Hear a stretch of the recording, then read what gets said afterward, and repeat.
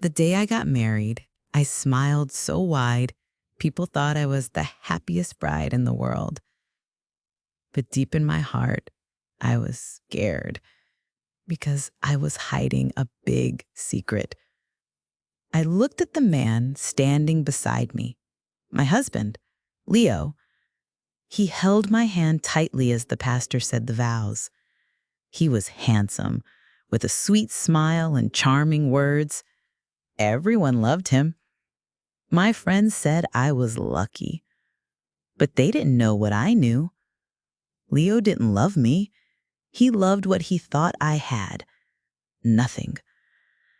And I was glad he thought that, because the truth was, I had inherited 3 apartments from my grandmother, and I never told him, not a single word. My name is Naomi, and I'm 27 years old.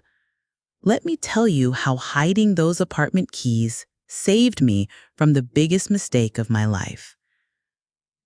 When I was a little girl, my grandmother raised me after my parents died in a car accident.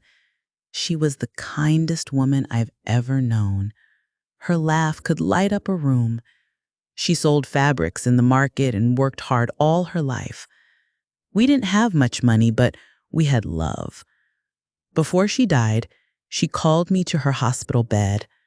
She held my hand and said, "Naomi, I may not have riches in the bank, but I have 3 old apartments in the city. They are all yours. Don't trust easily, my child. People change when they smell money." I cried. I didn't want apartments. I wanted her to stay. But 2 weeks later, she passed away. And I was alone in the world. I cried every night, but I stayed strong and went to see the lawyer. He handed me 3 sets of keys, 3 deeds, and a heavy envelope. They were mine. 3 full apartments, paid for, in my name. It felt like a dream. I didn't tell anyone, not even my best friend. I wanted to take time to think. The apartments were old and dusty, but they were full of memories. Grandma had rented them out for years, but they were now empty. I cleaned them slowly. I cried in the corners. I touched the walls like I was touching her. I wasn't ready to share them with the world. And then I met Leo. He came into my life like a sweet breeze after a storm. He was funny, confident, and always knew what to say. I met him at a friend's party and we talked for hours. He didn't even ask what I did for a living. He just looked at me like I was special. It felt good. I had been so lonely after Grandma died. Leo made me laugh again. We started dating. He always said he didn't care about money. "Money ruins marriages," he told me one evening. "I want a love that's real, not based on what's in your bank account." That sounded sweet, but something in my stomach twisted. Why did he bring up money so often? I never asked him for anything. In fact, I paid for most of our dates. Still, I smiled and nodded.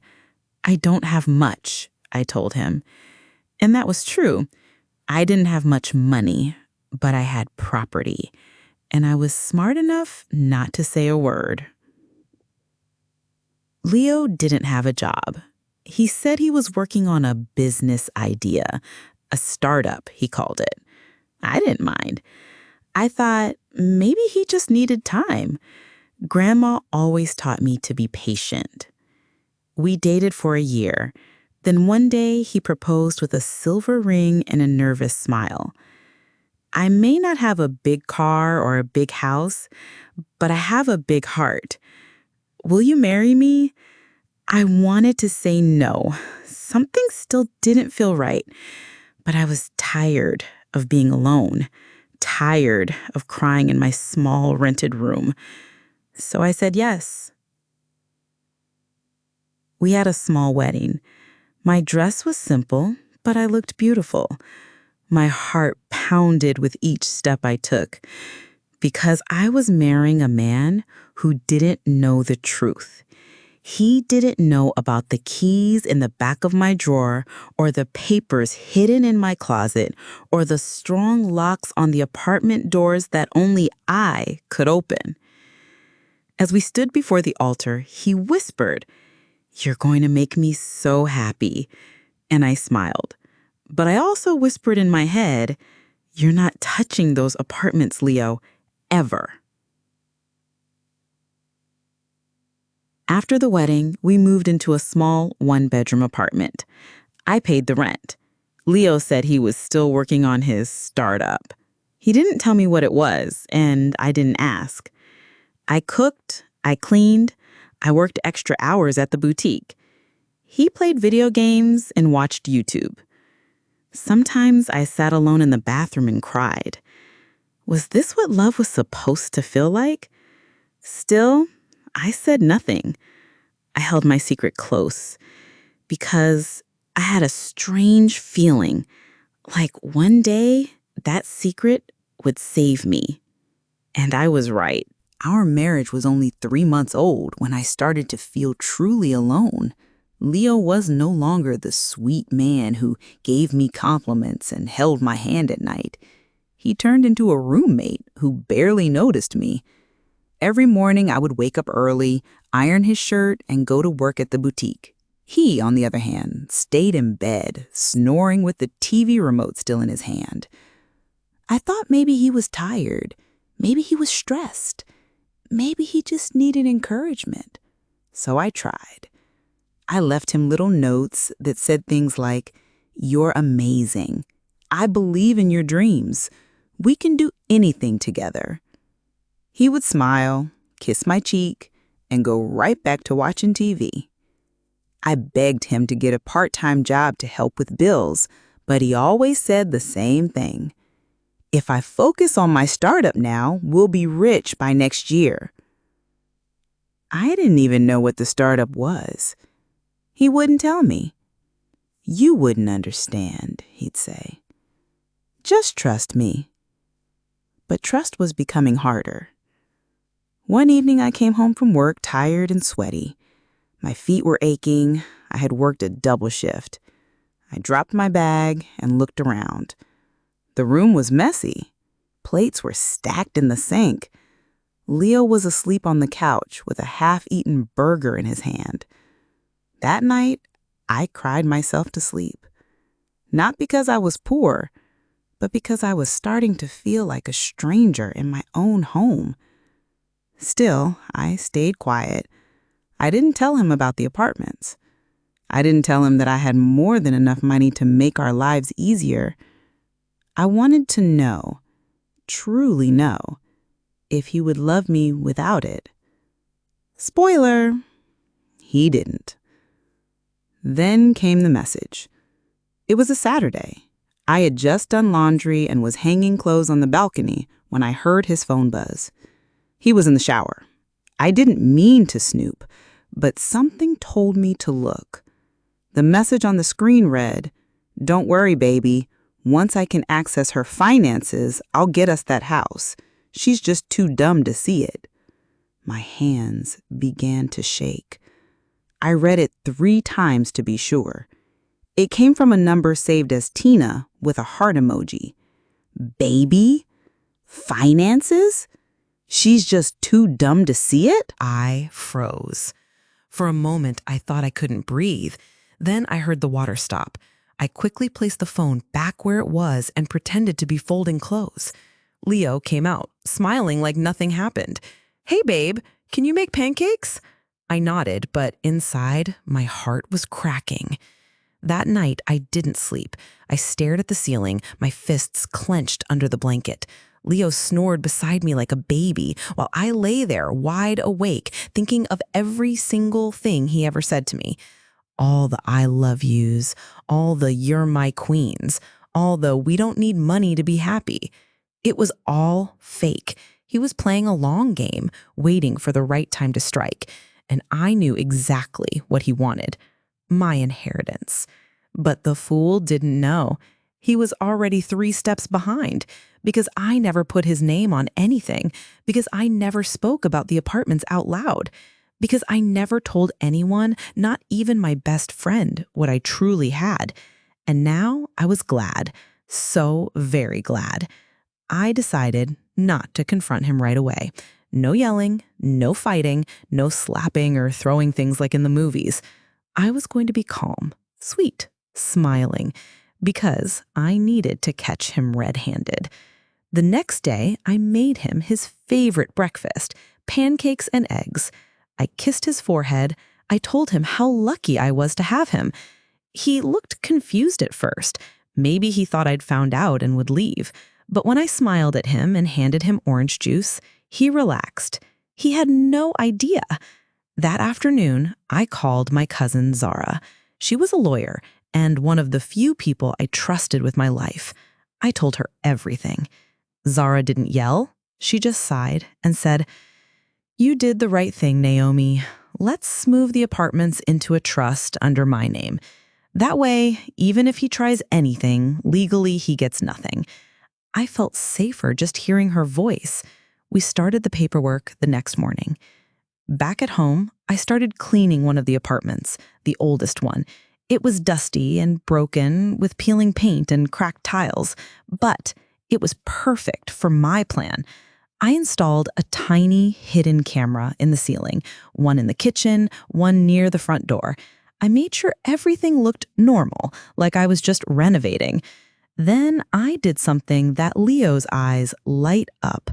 I told him the secret. One night while we were eating spaghetti, I smiled and said, "Babe, I forgot to tell you something. Before Grandma died, she gave me 3 apartments in her will. I've been holding on to them, but I think it's time we used them." His fork froze mid-air. His eyes widened like I just told him we won the lottery. "Wait, what? Are you serious?" I nodded. "Yeah, I want us to renovate one and maybe rent it out. Want to help me?" He jumped up from his seat and hugged me tightly. "Of course, baby. I'm so proud of you. We're going to be so happy. You'll see." I saw something else. I saw greed in his eyes. Not love, not excitement, just hunger for money. I handed him the keys to the worst apartment and said, "Start there. See what needs to be fixed." And he did. 2 days later, he called someone. I was watching the camera, and what I saw was the beginning of the end for him. I sat in my car across the street, watching from my phone. The hidden camera inside the apartment was working perfectly. Leo had no idea that the dusty, broken place I gave him wasn't really for renovating. It was a trap. And he had just walked into it. He was inside, phone in hand, pacing around like a man with a plan. He looked around the apartment quickly, too quickly. He wasn't checking the walls or the plumbing. He was on the phone.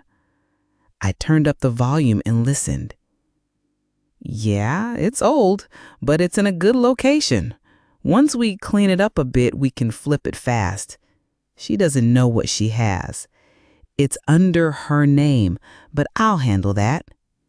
My heart beat faster. There it was, proof. He wasn't trying to help me fix anything. He was trying to sell it. He left the apartment and drove away. I followed from a distance. He stopped at a small cafe and met with the real estate agent. I parked across the street and watched as they talked and shook hands. I couldn't hear their words, but I didn't need to. I had the camera footage all ready. That was enough. Later that night, I copied the videos from the camera onto a flash drive. He came home smiling, holding a plastic bag full of chicken wings. "Dinner, baby," he said. "You've been working so hard. Let's relax tonight." I smiled too, but inside I was shaking with anger. He was going behind my back, selling what wasn't his, smiling in my face while planning to rob me. And he wasn't even doing it smartly. He was rushing, too excited, too greedy. That would be his mistake. The next day, I returned to the apartment early in the morning. There was a paper stuck to the door, a for sale flyer. My apartment, for sale, without my permission. I peeled it off and put it in my bag.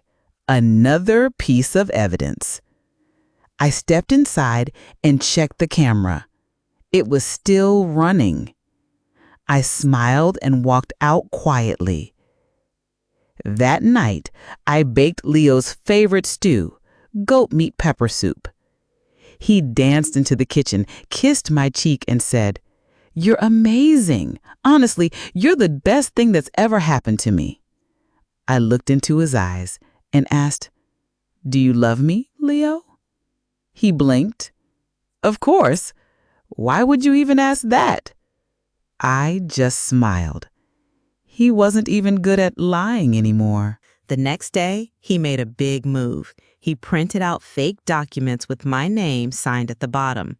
I watched the whole thing on camera as he showed them to the real estate agent.